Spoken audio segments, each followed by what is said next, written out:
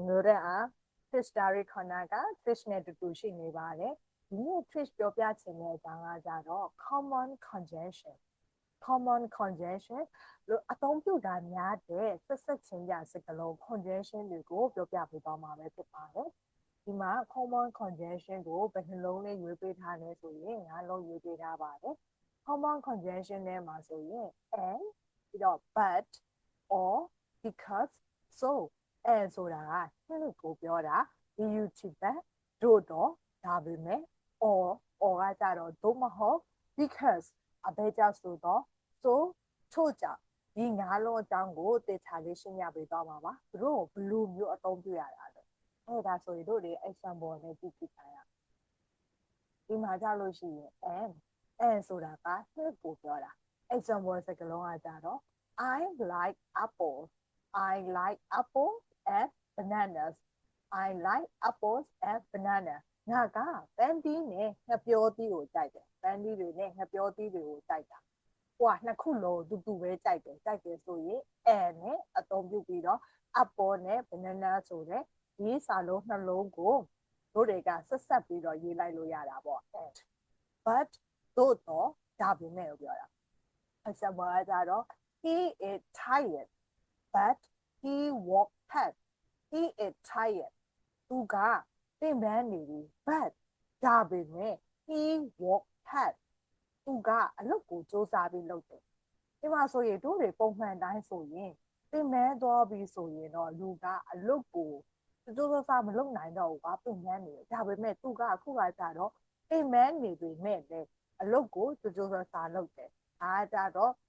ဖြစ်နေကြပုံစံမျိုးမဟုတ်ပဲနဲ့ဒီလိုမျိုးပုံစံသူကပင်ပန်းနေပြီမဲ့လေအဲ့တာမဟုတ်ပဲနဲ့ပင်ပန်းနေပြီမဲ့လေအလုပ်ကိုစူးစမ်းပြီးလုပ်နေတယ်အဲ့လိုမျိုးပေါ့။အော်ကကြတော့တို့မဟုတ်ဒါဆိုရင် example ကကြတော့ do you want tea or coffee ဒါကကြတော့ကိုယ်ရွေးချယ်မှုပြုလုပ်ခိုင်းတာရွေးချယ်ရတော့မယ်ဆိုရင် or နဲ့သုံးပါတယ် do you want tea or coffee သင်ကလက်ဖက်ရည်ကိုလိုချင်တာလားမဟုတ်လို့ရှိရင် coffee လိုချင်တာလားပြောချင်တာကလက်ဖက်ရည်တောက်ချင်တာလား coffee တောက်ချင်တာလားဒါဆိုရင်ရွေးချယ်မှုလုပ်ရတော့မယ်ဆိုရင်တစ်ခုကိုရွေးရတော့မယ်ဆိုရင် or နဲ့သုံးပါတယ်ပြီးတော့နောက်တစ်လုံးကကြတော့ because အဘဲကြောင့်ဆိုတော့ I stay home because it rain I stay home because it rain ဒီမှာကြလို့ရှိရင် I stay home ဒါအိမ်မှာနေတယ် because ဘာကြောင့်လဲဆိုရင် it rain ဘာလို့လဲဆိုရင်မိုးရွာနေတဲ့အတွက်ကြောင့်မို့လို့အိမ်မှာနေရတာဒီမှာကြလို့ရှိရင်အိမ်မှာနေရတာက reset သူကဖြစ်ဘာဒီလိုမျိုးဖြစ်ရတာက because ပြီးတော့ reason ဘာကြောင့်လဲဆိုတာသူက because ရဲ့နောက်မှာထည့်တယ်ဘာကြောင့်လဲဆိုတာ because ရဲ့နောက်မှာထည့်တယ်အခုဖြစ်နေတဲ့ဟာကိုဒီ reset ကကြတော့ရှေ့မှာထားတယ် because ကကြတော့ reset ကအရင်လာတယ်ပြီးတော့ because ပြီးတော့ဖြစ်ရတဲ့အကြောင်းရင်းက because မှာရှိတယ်နော်ဒါဆိုရင်နောက်တစ်လုံးကကြတော့ so ထို့ကြောင့်ဆိုရင်တော့သူက example မှာဆိုရင် it was late so we went home